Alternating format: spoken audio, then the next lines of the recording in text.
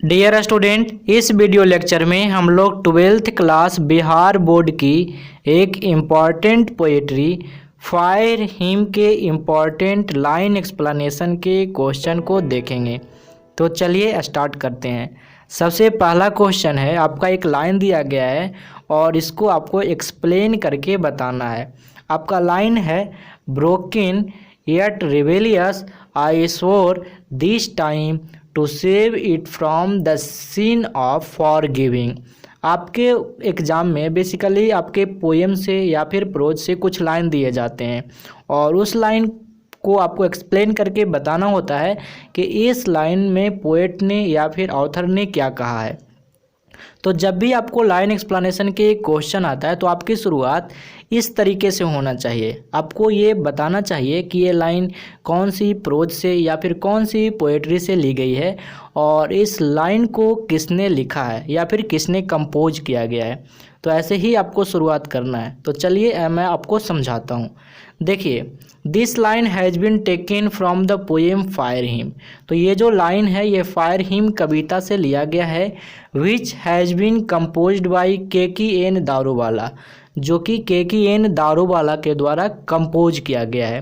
तो आपको शुरुआत इस तरीके से ही करनी है, ठीक है। अब उसके बाद इस लाइन में जो बातें कही गई है उसको एक्सप्लेन करना है। तो आगे का लाइन देखिए, the poet has lost his first born. तो पोएट की जो पहली संतान होता है उसको पोएट लॉस्ट कर देते हैं, मतलब उसको खो चुके होते हैं।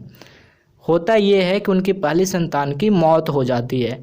तो वही बात उसके बाद ये लाइन लिखते हैं, ठीक है। And consign to the flames for cremation, और अपनी पहली संतान को वो आग के हवाले उनको दाह संस्कार के लिए करना पड़ता है, ठीक है। और आगे के लाइन में लिखा हुआ है, he violated the tradition of his religion. तो आपको पता है, मैं पोएम के लाइन बाय लाइन जब मैं आपको पढ़ा रहा था उसी समय बताया था कि पोएट पारसी रिलीजियन से आते हैं और पारसी रिलीजन वाले लोगों का जो अंतिम संस्कार होता है वो टावर ऑफ साइलेंस पे होता है।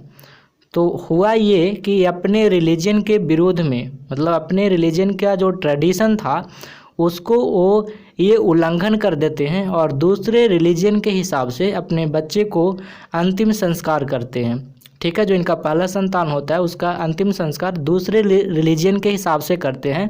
तो उसी समय ये कसम खाते हैं, वही लाइन लिखा हुआ है।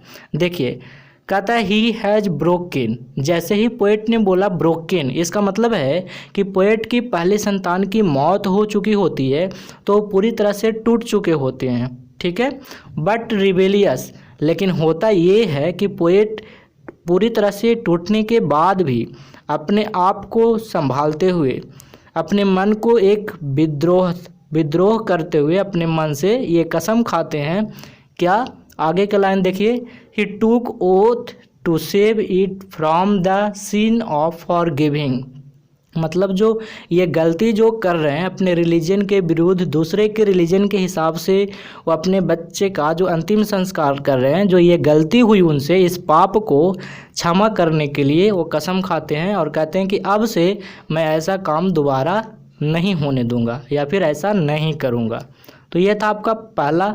अब दूसरा क्वेश्चन है, the burning heart erupted phosphorescence and wandering ghost lights frightened passerby as moon light scuttled among the bones. तो ये लाइन आपका जो पोएम है, पोएम की शुरुआत ही है, ठीक है। तो मैं आपको वहाँ पे भी समझाया था, चलिए यहाँ पे भी समझाता हूँ। तो आपको ऐसे ही लिखना है, दिस लाइन। देखिए यहाँ पे भी एक लाइन है, एक लाइन कहने का मतलब एक सेंटेंस है, ठीक है। तो आप यहाँ पे लिख सकते हैं दीज लाइन भी लिख सकते हैं, these line have been taken. जब आप दीज लाइन्स करिएगा तो आप हैव का यूज करिएगा, ठीक है। तो ये बात आप याद रखिएगा। तो यहाँ पे मैंने लिखा है, taken from the poem fire hymn which has been composed by KKN Daruwalla. तो ये जो लाइन है ये KKN दारूवाला के द्वारा कंपोज किया गया है और फायर हिम कविता से लिया गया है, ठीक है। ऐसे ही आपको शुरुआत करना है। फ्रॉम दिस लाइन, अब इस लाइन से द पोएट सेज दैट, अब पोएट क्या कहना चाहते हैं उसको आपको लिखना है। तो मैंने लिखा है फ्रॉम दिस लाइन, इस लाइन से the poet says that the burning heart produces light still after क्रेमिनेशन।